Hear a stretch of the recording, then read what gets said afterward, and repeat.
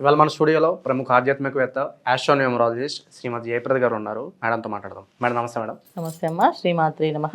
Madam, ఫిబ్రవరి మాసంలో ధనుసు రాశి వారికి ఎలాంటి ఫలితాలు ఉండబోతున్నాయి? గ్రహస్థితి ఎలా ఉంది? ఎలాంటి రెమెడీస్ చేసుకుంటే బాగుంటుంది అంటారు? తప్పకుండా ధనుసు రాశి వాళ్ళకి చాలా అనుకూలంగా ఆనందంగానే ఉంది. అయితే ఈ మాసంలో వీళ్ళకి ప్రతి విషయంలోని చాలా చక్కగా ప్రతి పని చకచకా అయిపోతున్నాయి. సో కొంతమందికి ఇల్లు విషయంలో, వాహన విషయాల్లో, గృహ విషయంలో, స్థలాల విషయంలో చాలా అనుకూలంగా మెరుగైన ఫలితాలు కనిపిస్తున్నాయి. ధనుసు రాశి వాళ్ళకి వాగ్దాటిగా మాట్లాడడం కానీ, అంటే ఇప్పుడు దాకా మాట్లాడలేదంటే మాట్లాడతారు, కానీ ఇప్పుడు బాగా బ్రహ్మాండంగా మాట్లాడడం కానీ, మాటలతో వ్యాపారం చేయడం కానీ, సో కమ్యూనికేషన్ స్కిల్స్ బాగా డెవలప్ అవుతాయి వీళ్ళకి. సో మార్కెటింగ్ రంగంలో వాళ్ళకి చాలా చాలా అభివృద్ధి అనేది కనిపిస్తుంది. ఎంత చక్కగా అభివృద్ధి ఉంది అంటే అసలు ఇలాంటి విషయాల్లో ఇంత చక్కగా మాట్లాడేస్తారా వీళ్ళు అనుకొని తెలియదు, అంత చక్కగా మాట్లాడే అవకాశం ఎక్కువగా కనిపిస్తుంది. ముఖ్యంగా విద్యార్థులు చాలా చక్కగా తెలివిగా ప్రతి విషయాన్ని ఆలోచించి చదువుతారు. సో చదివే విషయంలో ఏదో బండగుత్తులో చదవడము, అది సరిగ్గా చదవలేదు అనుకోవడం కాకుండా తెలివిగా చదవడం.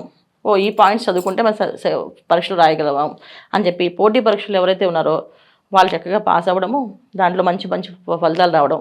ముఖ్యంగా ఐఏఎస్, ఐపీఎస్ రంగాల్లో ఉన్న వాళ్ళు చాలా చక్కమైన మెరుగైన ఫలితాలు కనిపిస్తాయి ధనుసు రాశి వాళ్ళకి.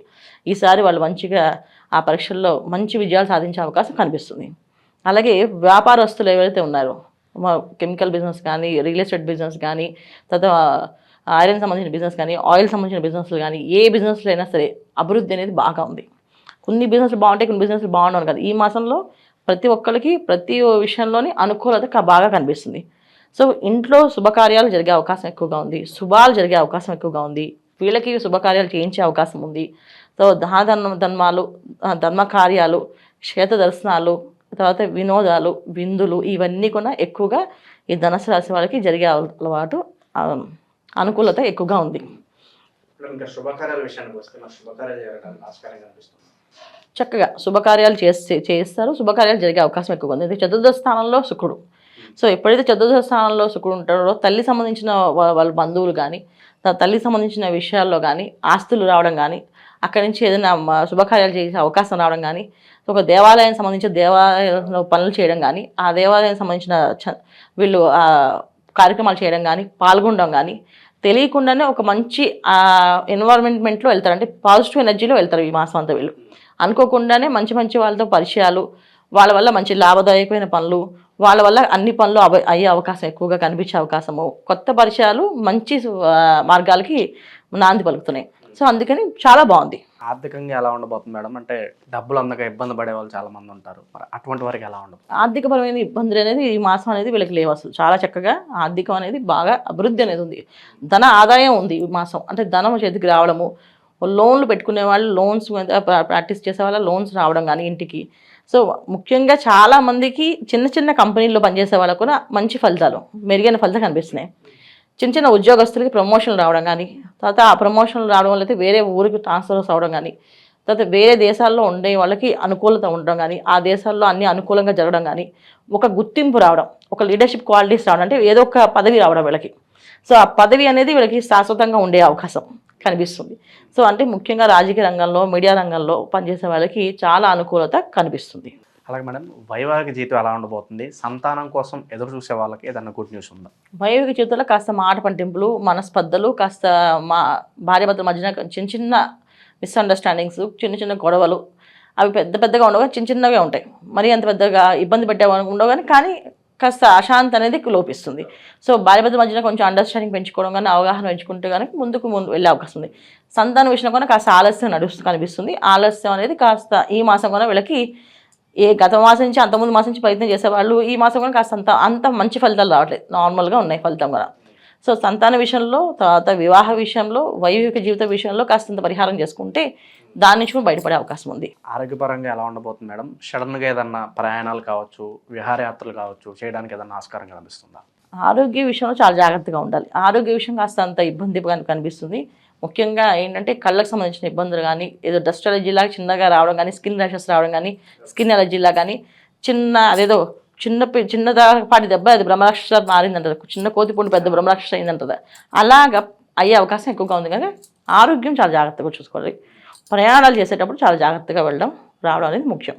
సో తర్వాత సత్సంబంధాలతో బంధాలు పరిచయాలు కొత్త పరిచయాలతో వెళ్ళి ముందుకు వెళ్ళేటప్పుడు కాస్త ఆలోచించి ముందుకు వెళ్ళడం. వాళ్ళ వల్ల మంచి లాభమే జరుగుతుంది, కానీ కాస్త దూకుడు స్వభావంగా వెళ్లకుండా కాస్త ఆలోచించి నిర్ణయం తీసుకొని చేస్తే అన్నీ అనుకూలంగా మారుతుంది. కోర్టు సమస్యలు, పోలీస్ స్టేషన్ల చుట్టూ తిరుగుతూ ఉంటారు, ఆస్తి తగాదాలతో బాధపడుతూ ఉంటారు. మరి ఇలాంటి వారికి ఏదైనా వారికి కాస్తంత రిలీఫ్ అనేది ఏం కనిపించట్లేదు ఈ మాసం కాస్తంత ఇబ్బంది ఉంది. ఎందుకంటే శని భగవానుడు వీళ్ళకి ఎక్కడి నుంచి ఎప్పుడైతే మార్చి నుంచి మారుతాడో అప్పటి నుంచి వీళ్ళకి అన్ని అనుకూలంగా ఉంటాయి. ప్రస్తుతం ఏంటంటే కాస్త కోర్టు సంబంధించిన వీళ్ళు ఆస్తి గొడవలు, ఆస్తి సంబంధించిన వివాదాలు ఉంటే మాత్రం బయటపడే అవకాశం ఉంది. ఇంకా ఏదైనా విషయాల్లో, కేసుల విషయంలో వాటిలో ఉంటే మాత్రం కాస్త ఆలస్యం ఉంది, ఇంకా నడుస్తుంది. దానివల్ల కాస్త బాధ, కొంచెం మానసికమైన ఇబ్బంది, అశాంతి కలుగుతుంది. ప్రేమికులకి ఏదైనా శుభవార్త ఉందా మేడం? ప్రేమ వివాహాలు ఎవరైతే చేసుకోవాలనుకుంటున్నారో ఒక అడుగు ముందుకు పడే అవకాశం ఏదైనా కనిపిస్తుంది ఈ రాశి వారికి?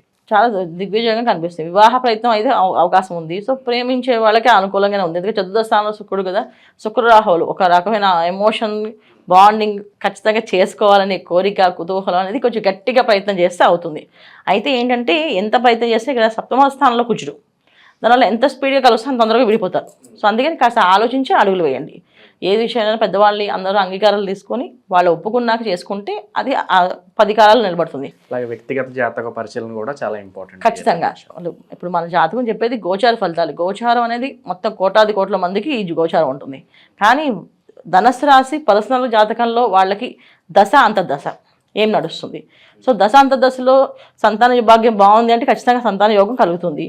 తర్వాత గృహయోగం బాగుందంటే గృహయోగం కలిగే అవకాశం ఉంది. అదే వివాహ యోగం ఉంది అంటే వివాహ యోగం అవుతుంది. ఎందుకంటే ఇక్కడ గోచారంలో ఎప్పుడైతే మంచి ఫలితాలు ఉన్నాయో, మన జన్మజాతకంలో కూడా మంచి ఫలితాలు ఉంటే ఖచ్చితంగా ఈ 100% రిజల్ట్ కనిపిస్తుంది వీళ్ళకి. మేడం, ఇంకా మెరుగైన ఫలితాలు పొందడానికి ధనుసు రాశి వారు ఎటువంటి పరిహారాలు చేసుకుంటే బాగుంటుందంట? తప్పకుండా ప్రతి సోమవారం శివాలయానికి వెళ్ళడం, అభిషేకం చేయించుకోవడం, శివనామాన్ని ఎక్కువగా స్మరణ చేయడం, అంటే శివాయ గురువే నమః అనుకుని మంత్రాన్ని చదవడం. శివాయ గురువే నమః అనుకుంటే అనారోగ్య సమస్య నుంచి బయటపడతారు. ఏదైనా కాస్తంత ప్రయాణాల్లో ఇటువంటి అలసట కానీ దానివల్ల ఏదైనా ప్రమాదాలు జరిగే అవకాశంగా ఉంది కనుక ఎప్పుడైనా వెళ్ళేటప్పుడు వచ్చేటప్పుడు కూడా శివాయ గురువే నమః, శివాయ గురువే నమః అనుకుంటూ వెళ్ళడము, ఆ మంత్రాన్ని కంటిన్యూ హాంటింగ్ చేయడము, దీనివల్ల మెరుగైన ఫలితాలు కనిపిస్తాయి. సోమవారం పూట అభిషేకం చేయించుకోవడం, లేదా శివాలయానికి వెళ్ళి ప్రదక్షిణాలు చేయడం, ఇవి చేసుకుంటూ ఉంటే చాలా చక్కగా బాగుంది. సో ద్వాదశ రాశులు అందరూ ఏంటంటే ఫిబ్రవరి మాసం అనేది చాలా అనుకూలమైన మాసం. ఎందుకంటే రవి మాసం, రవి భగవానుడు మకర రాశిలో రావడము అనేది ఒక విశేషం. సో అక్కడి నుంచి మనం తర్వాత పుష్యమాసం అయిపోయిన తర్వాత వచ్చేది మాఘమాసం. ఈ మాఘమాసంలో ప్రతి ఒక్క కార్యక్రమము 10ంతల ఫలితం వస్తుంది. చిన్న పరిహారమైనా అది పెద్ద పరిహారం కింద, పెద్ద ఫలితం కింద వస్తుంది. ఒక చిన్న దీపదానం చేస్తాము, ఆ దానం అనేది 10ంతలుగా మనకు లాభం అవుతుంది. అంటే ఇంట్లో చీకటి అనేది ఉండదు. దీపదానం అంటే ఏంటి? దీపాలు దానం చేస్తే దీపం వస్తున్నారు కాదు, మన ఇంట్లో ఏ రోజు చీకటి కోణం అనేది ఉండదు, చీకటిగా ఉండరు. అంటే చీకటి కోణము అంటే ఏంటంటే చెడు పనులు చేయడం కానీ, చెడు వ్యవహారాలకు వెళ్ళడం కానీ, వ్యసనాలకి బలివ్వడం కానీ జరగదు అని అర్థం. సో దీపదానం. అలాగే అన్నదానం చేస్తే ఏంటంటే అన్నానికి లోటు ఉండదు అని అంటారు. అన్నానికి లోటు ఉండదు అంటే ఏంటంటే చాలామంది ఆహారం ఉన్నా తినలేకపోతుంటారు.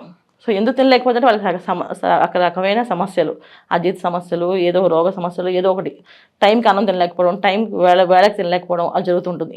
సో ఈ అన్నదానం చేయడం వల్ల అలాంటి ప్రాబ్లమ్స్ లేకుండా బయటపడతాం. సో మాఘమాసంలో అన్నదానం, దీపదానం, తర్వాత చాలామంది నోములు, పూజలు, వ్రతాలు చేస్తుంటారు. దాంట్లో చాలామంది నోములకి పళ్ళు, పసుపు, కుంకాలు, బట్టలు, వస్త్రాలు ఇవన్నీ దానం చేస్తుంటారు. ఇవన్నీ కొన్ని చేయడం వల్ల చాలా మంచి ఫలితాలు ఉంటాయి. అయితే ఒక్కొక్క రాశి వాళ్ళు ఏం చేసుకోవాలి అంటే, మేషరాశి వాళ్ళు ఈ మాసం అంతా అన్నదానం చేస్తే చాలా మంచి ఫలితాలు. అలాగే వృషభ రాశి వాళ్ళు ఈ మాసం అంతా చక్కగా వస్త్రదానం చేస్తే చాలా మంచి ఫలితాలు. మిథున రాశి వాళ్ళు పుస్తకాలు దానం చేస్తే విద్య బ్రహ్మాండం సాగుతుంది. అలాగే కర్కాటక రాశి వాళ్ళు ఏదో ఒక వస్తువుని దానం చేయడం, అంటే వెండి కానీ రాగి కానీ ఏదో ఒక పాత్రను దానం చేస్తే అన్ని అనుకూలమైన ఫలితాలు కనిపిస్తున్నాయి.